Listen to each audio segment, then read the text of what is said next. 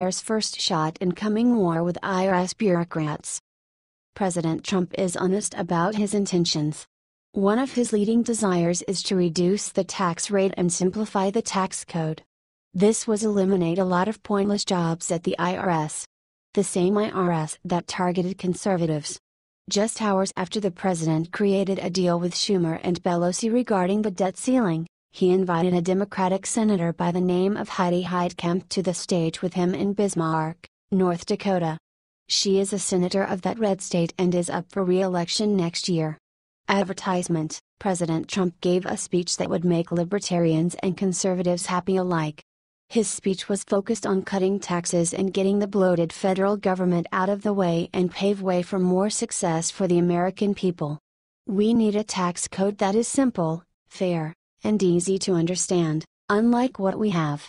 Trump called out H&R Block and tax preparing services for how much money they make to illustrate that it's not easy for most Americans to file their taxes. We will cut the business tax rate as much as possible. Advertisement: The president is driving to lower rates for the middle class. He wants to raise the standard deduction and increase the child tax credit. Lowering the taxes of the middle class will help the largest economic class grow even faster and reach their goal of being upper class. Trump is sick of the government taxing the American dream. Trump asked the audience whether they preferred the phrase "Made in America" or "Made in the USA," and when "Made in the USA" got a louder response, he seemed to settle on the latter. On how everyone left the White House meeting on the debt ceiling today, not too happy because you can never be too happy. On healthcare, believe me, we haven't given up on healthcare. What do you think of Trump's awesome plan to fix taxes?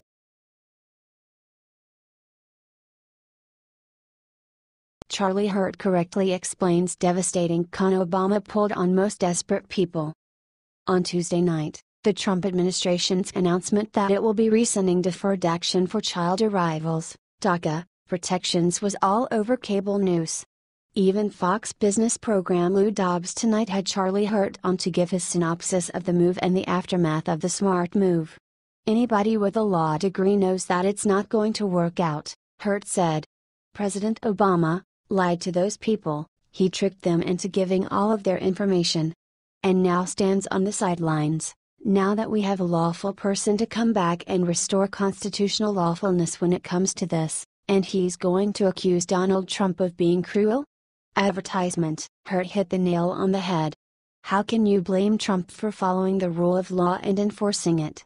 When someone promises you something that they can't give you, are you mad at the person that tells you the truth or the person that lied to you? The DACA program is unconstitutional and harmful to the American economy. There are so many actual children here that need help, we can't work about Central Americans' citizens. Hurd was discussing how DACA beneficiaries are registered with the federal government and are not illegal immigrants, which has caused a lot of whiners to complain about the end of the program. They care so much about these dreamers that they want them to be stuck here without their family and with no job. The fact is they are given work permits and don't work. Advertisement: Who's the guy that conned these people into giving the information in the first place? He asked. He is. It's the height of hypocrisy. And it just proves that despite all of the rosy promises that we got from Barack Obama in 2008, he was a terrible president. What do you think of what Charlie Hurd had to say? Do you agree?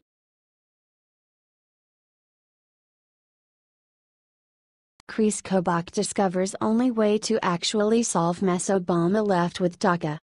Kris Kobach is an outspoken supporter of President Trump. He is the vice chair of President Donald Trump's Election Integrity Panel.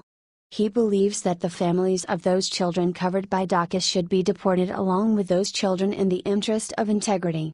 Kris Kobach, who is Kansas's Secretary of State, was interviewed by CNN on Wednesday and he made his comments then. Granted, it may seem abrasive to some, he is exactly right.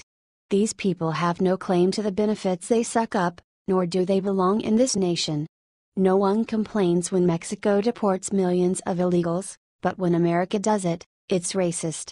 Advertisement: They came in presumably with a parent or parents, and so the correct policy is for us to enforce federal law and deport the whole family to the home country. He told CNN's John Berman and Poppy Harlow, "There is no reason to expect a nation to take care of another nation's citizens. Oh wait, unless that country is predominantly white, then they have to atone for past transgressions of a minority of white people. The idea that somehow it's wrong to ask people to go back to their home country and to come in the right way, I just fundamentally disagree with that." Advertisement: about 800,000 undocumented young people are protected by DACA. That number has been widely reported, but many believe it's much higher. In fact, Michael Savage has said on numerous occasions that there are 30+ million illegals in this nation. The Trump administration said DACA would be phased out over 6 months, The Hill noted. During that time, it would be up to Congress to pass legislation to deal with the issue. If I can't go to Mexico and live for free off of their government, then their citizens can't come here and do that. We have homeless, jobless Americans and suffering veterans. We must put America first. What do you think of Kobach's comment?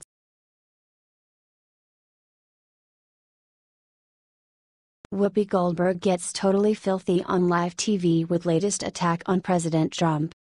Warning: this article contains graphic content. It's time to seriously consider getting The View taken off the air. This insulting, hate-filled and totally inappropriate show has no place in a patriotic nation. Now, in the latest disgusting display, co-host Whoopi Goldberg decided to say something about Trump that is completely unacceptable. The Daily Caller has the story of Goldberg's outrageous behavior. Advertisement: after co-host, shrill harpy Joy Behar made a totally off-color joke about President Trump only liking the immigrants he gets to marry, Goldberg weighed in. Behar's comment got 0 laughs and an awkward silence fell over the crowd. Even people that watched The View apparently were not enjoying the arrogance and vulgarity of its hosts. Later, instead of turning the conversation around to something a bit more positive, Goldberg decided to take it even further. According to Goldberg, President Trump's accurate statement that it is now up to Congress to fix or scrap DACA and the DREAM Act shows that he has no balls. Advertisement: can you believe this woman said President Trump has no balls? Let's get the guy who's supposed to be doing the job to decide what's going to happen, Goldberg commented. He has no balls. He has no balls. I'm sorry, because I'm getting tired of him throwing Barack Obama in. Obama is not the president. Mrs. Hillary Clinton didn't become president. That's your job. What a disgusting and cowardly statement to make. Why is this woman on the air? Watch the segment below. Warning: not appropriate for kids.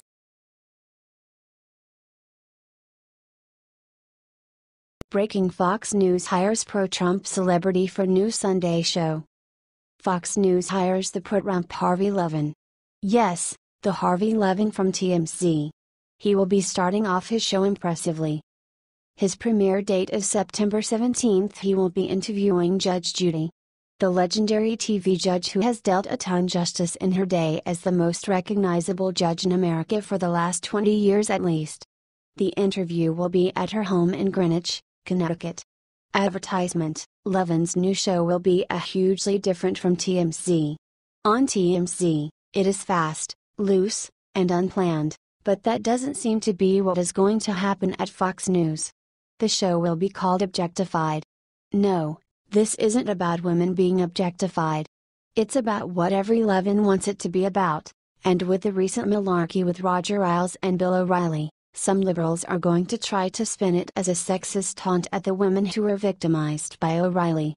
Instead, it's a more literal interpretation. Advertisement: each week, Levin will showcase an intimate interview with a high-profile newsmaker or celebrity, who will tell their life story through certain objects they have chosen to keep close over the years, states a description of the program.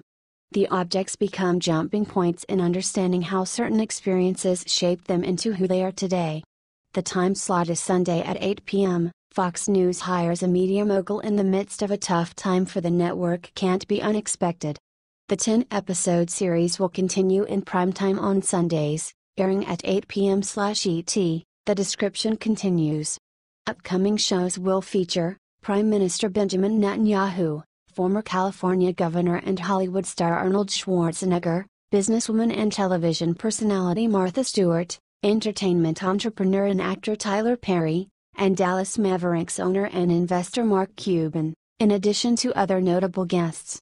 Getting Harvey Levin is huge for the network as they just locked down Tommy Lauren as a contributor and Tucker Carlson is doing well. The liberals tried to take down Fox, but it doesn't seem to be working.